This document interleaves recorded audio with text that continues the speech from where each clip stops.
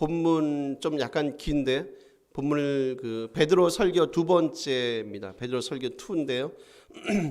저희가 이제 첫 번째하고 두 번째를 봤어요. 그 첫 번째는 오순절 성령 강림 하시고 나서 이제 베드로가 설교한 게 첫 번째고요. 그리고 이제 오늘 두 번째. 그래서 제목도 베드로 설교 이제 2라고 이제 본문을 정해봤고요. 제목을요. 근데 여러분 첫 번째하고 두 번째 이 설교를 통해서 저희가 하나의 패턴을 볼 수 있어요. 그 패턴을 보셨으면 하산하셔도 됩니다. 어떤 일정한 패턴 혹시 보셨나요, 여러분? 뭐가 있냐면 어떤 성령의 오순절에 그 놀라운 권능과 역사가 일어나고 나서 그리고 베드로가 설교를 했습니다. 그죠? 설교하고 나니까 몇 명이 회심했나요? 3,000명입니다. 2장 41절이에요. 그리고 우리가 지난주에 봤던 미문에 앉은 뱅이를 치유하셨습니다. 10절까지 봤어요. 그리고 이제 오늘 본문 11절 26절까지 그 미문에 앉은 뱅이를 치유하고 나서 다시 베드로가 오늘 설교를 해요. 어쨌든 첫 번째, 두 번째 케이스가 하나님의 놀라운 능력과 권능이 임했습니다를 경험한 후에 설교 1, 2가 그 이어서 계속된다는 거예요. 이 패턴을 이해하시겠습니까, 여러분? 그러면 왜 누가는 이 사도행전 본문을 통해서 그런 일이 있고 난 다음에 베드로 설교를 그 뒤에 계속해서 이어서 말씀을 기록하고 있는가에 대한 거예요. 분명히 의도가 있죠. 무슨 의도 같습니까, 여러분? 사람들이 오해하기 쉬운 내용일 수 있어요. 그 오해하기 쉬운 내용을 베드로는요, 좀 더 바른 시각으로 그 사건과 그 일들을 보게 만들기를 원하는 거죠.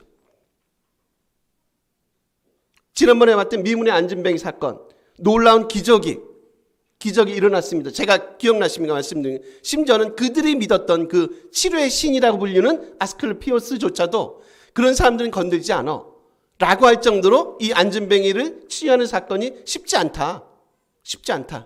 물론 제가 미신이라고 말씀했어요. 그들이 그렇게 생각했다고 얘기했어요. 근데 그리고 나서 오늘 본문에 설교가 등장된다는 얘기는 뭐예요?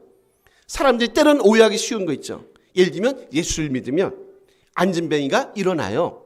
예수를 믿으면 눈이 떠집니다. 예수를 믿으면요, 우리가 잘 먹고 잘 살고요, 번영하고 성공하고 하는 일들이 예수를 믿으면 일어나요 라고 하는 잘못된 가르침, 거짓 신학들, 잘못된 복음에 대한 온전한 이해를 돕기 위해서 꼭 이런 사건이 일어난 다음에 뭐합니까? 설교를 하잖아요. 어떤 한 교회가 있었습니다. 이전에 목사님이 이렇게 잘 가르치셨어요. 복음으로. 후임자가 좀 잠깐 왔어요.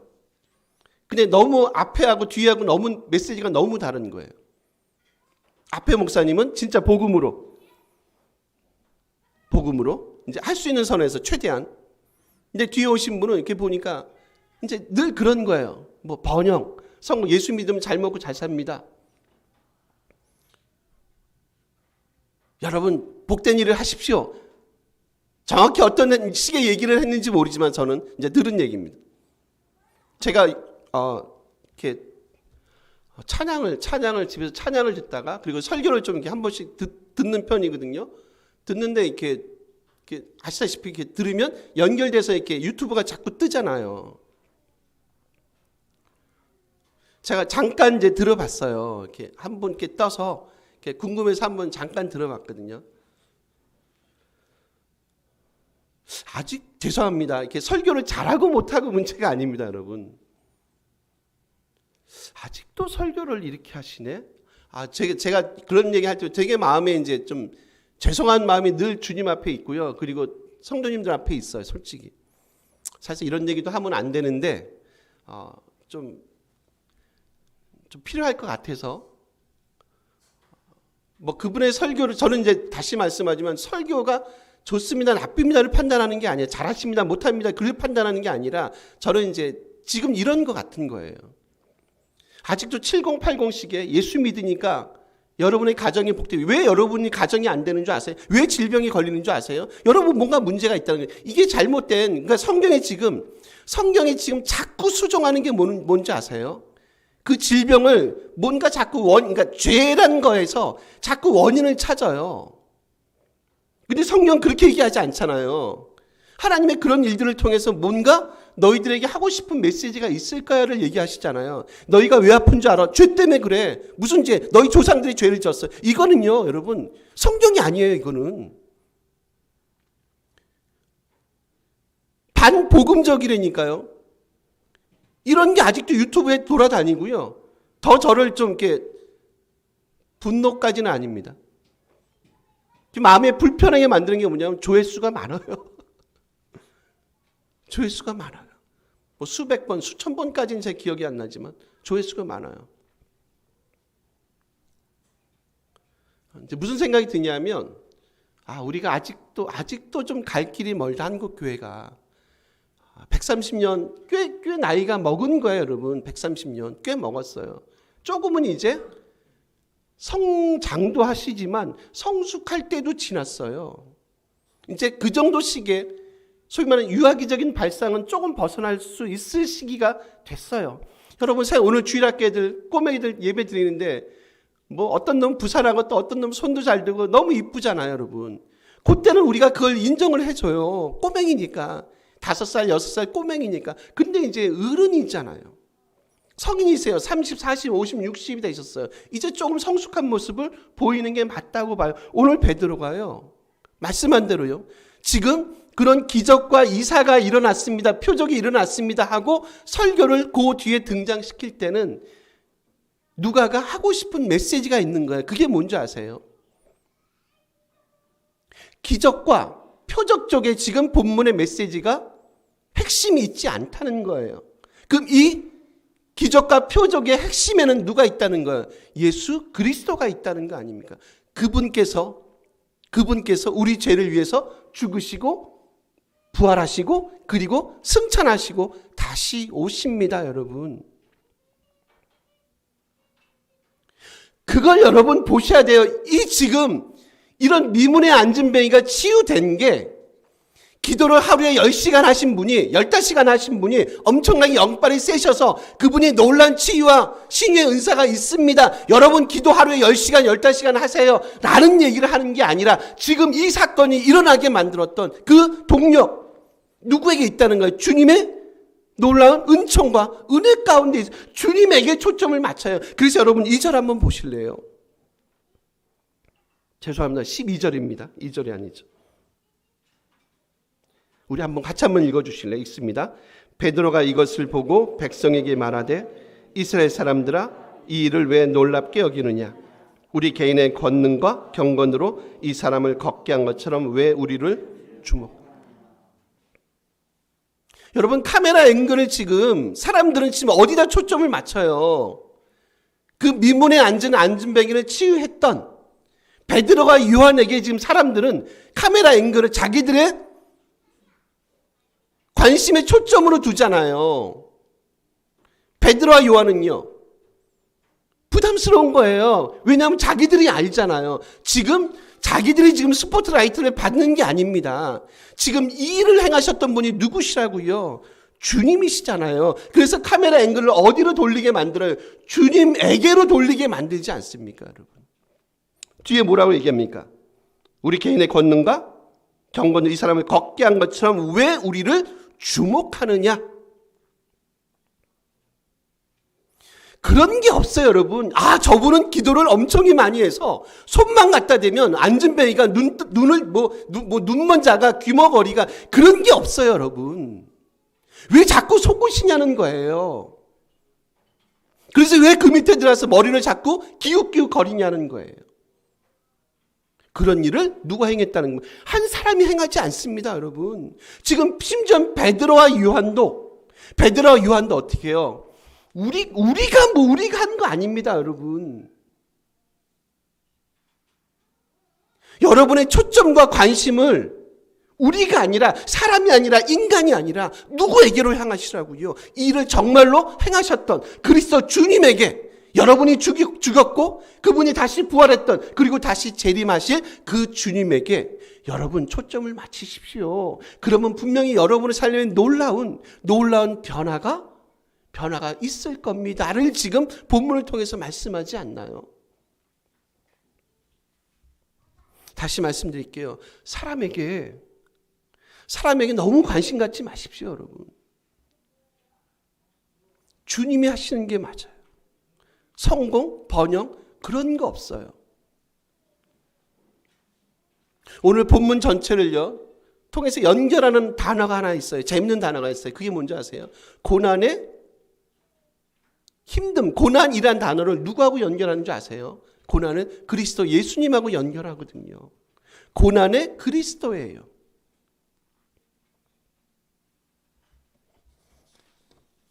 비록 손은 베드로의 손이었지만 그 권능은요 누구예요? 그리스도의 것입니다, 여러분. 근데 자꾸 왜 그 손만 보냐는 겁니다. 물론 손은 베드로의 손이었어요. 근데 그 권능과 능력은 누구의 것이라고요? 주님의 것, 그리스도의 것입니다, 여러분. 그래서 우리의 관심과 초점을 누구에게 맞추는 게 중요하다고요? 주님에게로요. 그분이 왜 이 일을 행하셨는가? 도대체 그분의 목적과 의도가 뭔가? 왜 베드로는 지금 우리에게 이런 설교를 하시는가? 사람이 아니라, 권능 자체가 아니라, 치유받은 것 자체가 아니라 그 치유를 통해서 누구를 보게 만드신다고요? 주님을, 그리스도 그분을 바라보게 만드세요. 그래서 꼭 이적이 있을 때마다 뭘 한다고요? 설교. 이 이적을 오해하지 못하게, 사람에게 초점을 맞추지 못하게, 기독교가 이적의 종교, 표적의 종교입니다라는 오해를 하지 못하게 주님에게로 우리의 관심과 초점을 맞추기를 원하는 게 뭐예요? 누가의 관심이고 성경의 관심이라는 거예요.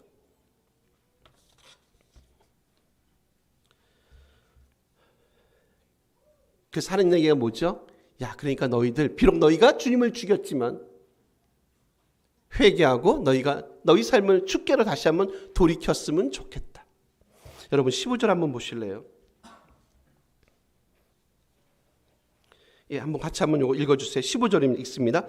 생명의 주를 죽였도다. 그러나 하나님이 죽은 자 가운데서 그를 살리셨으니 우리가 이 일의 증인이라. 사람들이 여전히 이해하지 못하고 누구를 죽였답니까? 생명의 주를 죽였다고 얘기하지 않습니까? 생명의 주가, 여러분 주가 뭘 얘기하죠? 주가? 그러니까 이런 건 아니에요, 여러분. 번역이 이런데 생명의 주 하니까 뭐 생명의 주님을 이제 그런 의미가 아니라 여기 아르케고스라는 단어를 쓰거든요. 그러니까 로드가 아닙니다. 로드. 퀴리오스가 아니라 생명의 주라고 할 때 아르케고스는 무슨 뜻이냐면 생명의 창시자나 근원자라는 의미가 있어요. 얼마나 인간이 무지한지 여러분 봐보세요. 이제 물리적으로 제가 한번 설명을 드려볼게요. 물리적으로 어떻든 이제 우리가 이제 이곳에 있잖아요. 제가 있고 여러분도 계시잖아요. 그러면 이제 물리적인 겁니다. 혈통적으로. 그러면 여러분을 있게 만드셨던 분, 여러분 이 땅에 존재하게 만드셨던 분들은 누구세요? 당연히 부모님이시잖아요. 그분들이 우리에게 생명을 주신가? 그분들이 우리의 생명의 아르케고스입니다. 생명의 창시자가 되고 근원자가 되세요. 물리적으로 보시는 겁니다. 근데요, 이 나쁜 놈들이 중간에 한 놈씩 있어요. 그래서 자기의 생명의 창시자가 되고 근원자가 되는 자기 물리적인 혈통적인 부모님에게 해코지를 해요. 해코지합니다. 우린 그걸 뭐라고 얘기합니까? 폐륜이라고 얘기하지. 여러분 이걸 똑같이 한번 적용시켜 보세요. 우리가 영적으로 하나님의 자녀라 부르심을 받아갖고 여전히 우리는 하나님의 자녀다운 삶을 살아간다고 얘기하는데 우리 생명의 아르케고스입니다. 창시자가 되시고 근원자가 되시는 그분을 예를 들면 죽였다. 우리가 죽인 건 아니지만 유대인들이 죽였다. 우리는 그들을 보고 뭐라고 얘기합니까? 페르나라고 불러요. 어떤 페르나입니까? 영적인 페르나. 근데 문제는 뭐예요? 여전히 이해하지 못해. 내가 뭘 잘못했는지, 우리가 뭘 잘못했는지 여전히 이해하지 못하는 그 페르나들, 영적인 페르나들. 혹시 여러분 한번 우리 삶을 적용시켜 보세요. 우리가 주님을 죽이진 않았어요. 그렇죠? 그럴 일도 없죠. 과연 우리는 어떤 신분과 위치를 가지고 우리의 삶을 살아가고 있는지 한번 곰곰이 생각해 보십시오. 우리는 과연 하나님 앞에서 어떤 자로 서 있지?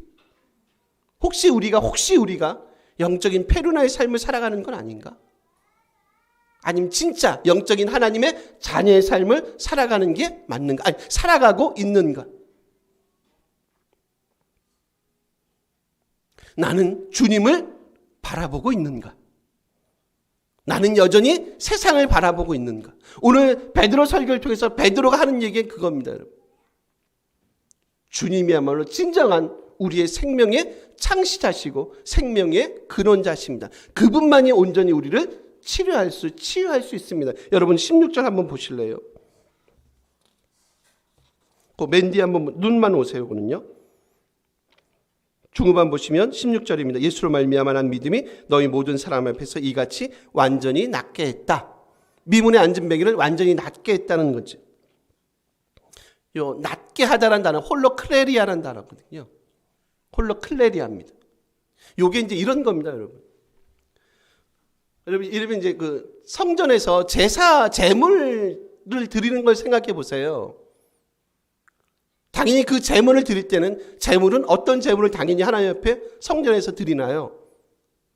거룩하고 흠없고 완전한 놈을 드리지 않습니까? 근데 지금요, 제물이 흠이 있어요. 제물이 흠이 있어요. 미문에 앉은 뱅처럼 전혀 어디 안에 들어가지 못해요. 성전 안으로 들어가지 못해요. 평생 동안 40년 동안 성전 안에 들어가지 못했어요. 왜 그래요? 제물에 흠이 있으니까. 근데 지금 요 단어는 홀로크레라는 요 단어는요, 신약이 딱 한 번 나와요. 흔하게 사용되는 단어는 아니에요. 근데 예수님의 그 십자가 사건을 통해서 이 흠 있는 제물을 흠 없고 완벽하게 만드셔서 다시 한번 하나님의 성전에서 제물로 드려지는 자들로 삼으셨다는 거예요. 이해하시겠습니까, 여러분? 이제 온전한 제물이 되어서, 흠없는 제물이 되어서 이제 어떻게 한다고요? 하나님 앞에 드려지는 흠없는 제물로 만드셨습니다. 누가 이를 감당하게 하신다고요?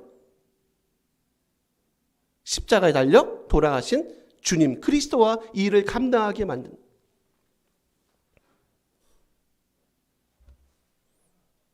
원래 우리는 늘 어디 있다고요? 성전 밖에.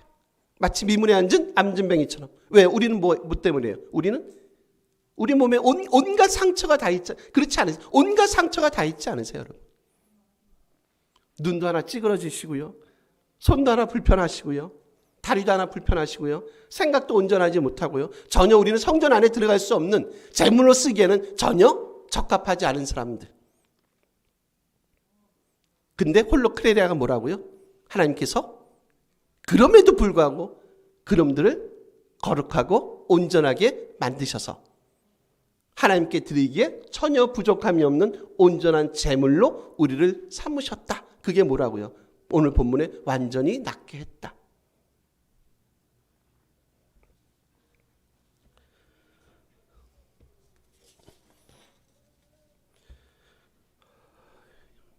이거는요, 그런 거 있잖아요. 이렇게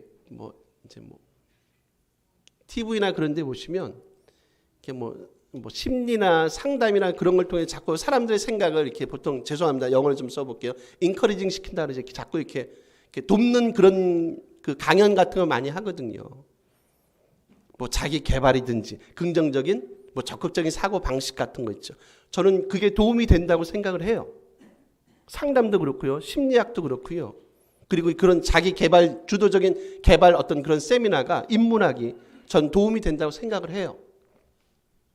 그런 거 많이 들으시면 좋을 것 같아요. 저도 개인적으로. 근데요, 그런 세미나나 강연이 사람을 변화시키진 못해요, 여러분. 그런 생각 안 해보셨어요? 그게 얼마 가든가요. 그게 과연 허물과 죄로 늘 상처투성이고요, 온전하지 않은 우리를 정말 온전한 제물로 하나님 앞에 드리기에 전혀 부족함이 없는 온전한 제물로 우리를 만들 수 있는 힘이 있다고 생각하세요, 여러분? 그런 세미나가 때는 그런 강연이 우리를 하나님 앞에, 그러니까 다시요, 성전 밖에 있는 우리가 이제 그런 것들을 통해서 성전 안으로 들어가게 만들 수 있는 그런 힘과 능력과 권세가 있다고 생각하세요? 저는 거기엔 동의하지 못해요. 그런 것들이 도움은 되지만 철저한 주님에 대한 이분이야말로 우리의 진정한 생명의 뭐라고요? 창시자가 되시고 그런 자가 되시는구나 라고 하는 온전한 인식이 우리 가운데 믿음이 필요하지 않겠어요? 여러분, 제자들이 변한 게 왜 변했다고 얘기했습니까? 지난번에도 제가 말씀드렸죠. 제자들이 어떻게 이렇게 변했죠? 누가복음까지만 해도 사실상 우리가 제자들 보면서 위로를 많이 받지 않으셨어요, 여러분? 저는 많이 받았거든요. 12 제자예요.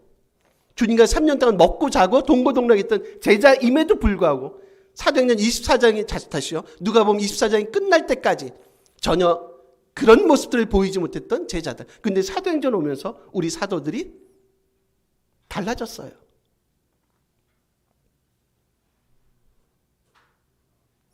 엄청난 일이 있는 게 아니잖아요, 여러분. 그렇지 않으세요?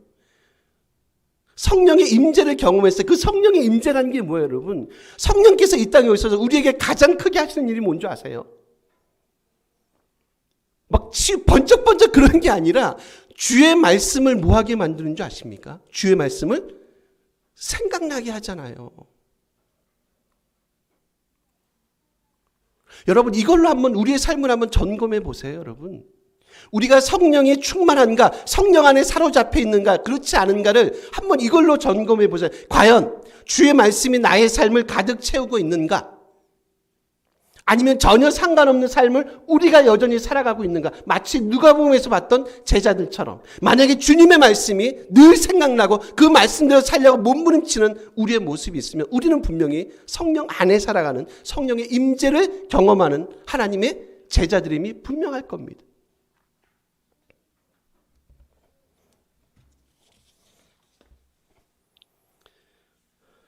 오늘 그 요절이 19절입니다. 한번 보실까요, 여러분? 요건 같이 한번 읽어볼까요? 요절이니까 읽습니다. 그러므로 너희가 회개하고 돌이켜 너희 죄 없이 함을 받으라. 이같이 하면 새롭게 되는 날이 주 앞으로 이를 것이. 회개하고 돌이켜 죄 없이 함을 받으래요. 이같이 하면 새롭게 되는 날이 주 앞으로부터 이를 것이다. 여러분, 새롭게 된다라는 게, 새롭게 되는 날이, 새롭게 된다, 이게 뭐죠? 새롭게 되는 건가요? 요게 아나푸시식스라는 단어를 쓰거든요. 요게 이제 여러 가지 의미가 있는데, 이제 제가 대표적인 두 개만 말씀드릴게요. 첫 번째는요, 이제 한숨을 돌리다라는 의미가 있어요. 이제 요걸 한번 요렇게 한번 이해해 보세요, 여러분. 우리는 별로 경험해 보진 않았지만 혹시 이제 사막을 이렇게 한번 이렇게 걷는다고 한번 생각을 해 보세요. 그러니까 물도 없어요. 근데 사막에 끝이 없어요. 야, 도저히 앞이 안 보여요. 그 사막을 막 걸어가시는 거예요. 너무 갈증나고 너무 뜨거운 거예요. 근데 전혀 눈에 보이지 않았던 갑자기 오아시스가 눈앞에 딱 펼쳐져요. 그럼 어떠세요? 한숨을 확 돌리는 거 있죠. 마치 그럴 때 쓰는 단어 같은 거 있죠. 아나푸시식스라는 단어. 또 하나는 뭐가 있냐면 안식이라는 의미가 있어요. 그러니까 여러분이 비록 과거에는 생명의 주님, 생명의 근원자가 되시고 창시자가 되시는 주님을 죽였습니다. 근데 여러분, 그렇지만 그럼에도 불구하고 하나님은 여전히 우리를 향해서 은혜를 베푸세요. 근데 하나의 전제 조건이 있어요. 그게 뭡니까? 여러분, 회개하고 이제 주님께로 돌아가십시오. 그럼 여러분의 생에 새롭게 되는 날, 즉 뭐예요? 한숨을 돌리시고요. 그리고 여러분의 삶에 진정한 안식을 경험하게 될 겁니다. 아마 더 이상 우리는 그 뜨거움에 햇빛에 노출되지 않을 겁니다.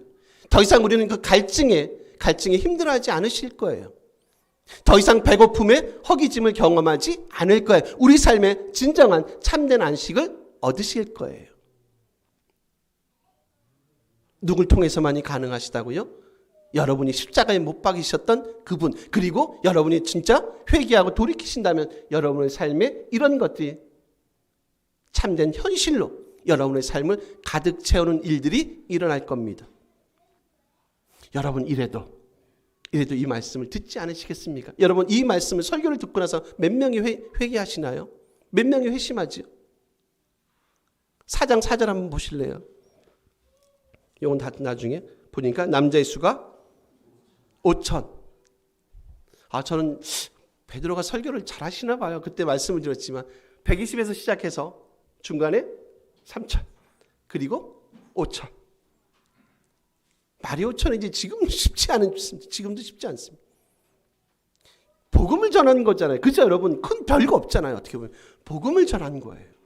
그들 마음속에 뭐가 있는 거예요? 찔림이 있어요. 그들 마음속에 지난번 말씀했던 그들 마음속에 불편함이 있는 거예요. 하나만 더 여러분 22절 하나만 볼까요? 그냥 눈만 와보세요. 제가 나중에 정리할게요. 모세가 말하되 22절입니다. 그리고 24절 가볼게요. 또한 사무엘 때부터 이어 말한 모든 선지자 그리고 아브람도 얘기합니다.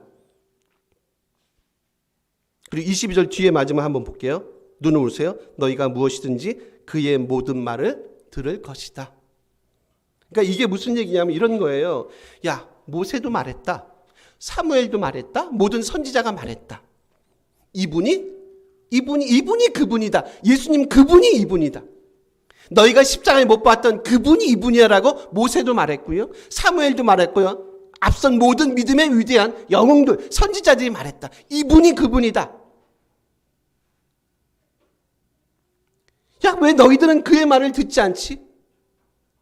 너희가 그렇게 중요하게 여겼던 모세, 하나님 다음으로 그렇게 중요하게 여겼던 모세, 위대한 선지자 사무엘, 그리고 다른 위대한 믿음의 많은 영웅들과 같은 선지자들이 말했던 사람이 누구라고요? 바로 너희가 십자가에 못 박았던 바로 그 예수인데 왜 너희들은 그의 말을 듣지 않지?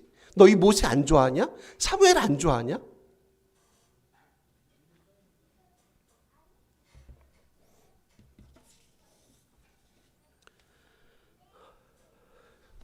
결국 말씀을 듣고 순종하는 삶이 우리의 놀라운 삶의 반전을 갖고 오지 않겠습니까?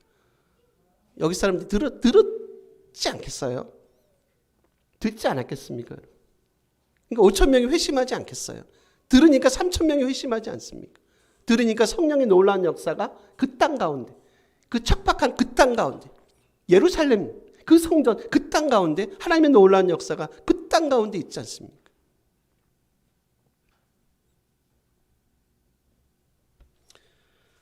말씀을 정리하겠습니다. 요즘 TV나 뉴스에 보면 요즘에 축구를 꽤 많이 해요. 요즘에 많이 핫한 그 사람이 하나 있어요. 손흥민 선수죠. 그러니까 어저께 뉴스를 보다가 이제 그 아버지, 제가 이름까지 손웅정 씨, 그 아버지가 이렇게 그 인터뷰하는 게 나오더라고요. 제가 이렇게 보고 있었거든요. 그 스포츠 뉴스를. 그 소년 축구단을 이렇게 요즘 운영도 하고 막 그러신대요. 아버지가 이렇게. 손흥민 선수는 잘생겼던데 아버님은 좀 별로신 것 같아요. 그분이 그래요. 이렇게 소년 축구단을 정하시면서 되게 엄하신 것 같은데 그 우리 코치님 하면서 이제 기자가 질문하는 거예요. 뭐를 많이 강조하세요? 하니까 그 아버지가 손흥민 선수 아버님이 뭘 얘기하는 줄 아세요, 여러분? 가장 많이 강조하는 게 뭔지 아세요? 기본기 얘기하더라고요. 기본기가 가장 중요합니다. 기본기가 탄탄하지 못하면 절대로 소위 말하는 그 세계적인 선수가 될 수 없습니다. 하고서 이제 그리고 기자가 또 물어봤어요. 아드님 손흥민 선수에 대해서 어떻게 평가하십니까? 요즘 이제 소위 말하는 월드클래스 세계적인 선수라고 이제 사람들이 많이 입에 오르락내리락 하는데 아버지 입장에서 손흥민 선수 아들을 어떻게 평가하십니까? 자기가 볼 때는 아직도 멀었다는 거죠. 제가 볼 때는 아직 멀었습니다. 설마 이걸 제가 약간 해석하는 겁니다. 설마 우리 흥민이가 세계적인 월드클래스, 세계적인 선수가 돼도 저는 그 친구가 거기에 머무르거나 만족하지 않았으면 좋겠어요. 얘가 계속하고 그리고 지속적으로 그리고 행복하게 즐기면서 축구를 했으면 좋겠습니다. 라고 아버지가 인터뷰를 하는 것을 제가 뉴스에서 듣고 제가 메모를 해봤습니다. 어떻게 해요? 행복하고 지속적으로 축구를 즐기면서 했으면 좋겠다. 월드 클래스 세계적인 선수에 머무르거나 만족하지 않고 이제 그런 생각이 들어요. 어차피 이제 목사는 이제 늘 그런 것 갖고 이제 어쨌든 메시지를 끄집어내려고 하니까 저는 여러분이 지금 현실에 안주하지 않았으면 좋겠어요. 여기만 머무르지 않았으면 좋겠어요. 그리고 행복하게요. 그리고 지속적으로요. 그리고 즐기시면서 우리에게 허락된 이 성도의 삶을 그냥 한 걸음씩 걸어갔으면 좋겠어요. 너무 행복하다. 뭐 월드 클래스가 됐든 세계적인 선수가 됐든 세계 선수가 못 됐든 저는 그건 상관없는 것 같아요. 우리 오전에 그 주일학교 설교했어요. 사람들이 선호하는 게 뭐라고요? 집사님이 설교했어요. 1등이에요, 1등. 사울이 추구했던 게 뭐라고 말씀하냐면 집사님이 1등이었대요. 1등. 그러니까 어떠세요? 불행하잖아요. 그러지 않으세요? 그게 목표니까 인생이 삶이 불행하잖아요. 하나님의 사람이신데 불행하잖아요. 불행하게 끝나잖아요. 불행한 결말을 맞이하잖아요. 본인만이 아니라 그의 온 가족이. 저는 거기에 머무르지 않았으면 좋겠어요. 행복하시게. 그리고 지속적으로 우리에게 허락된 이 삶을 즐기시면서 또박또박 정말 기쁘게 이 믿음의 길을 걸어갔으면 정말 좋겠어요. 행복하시게. 기도하시겠습니다.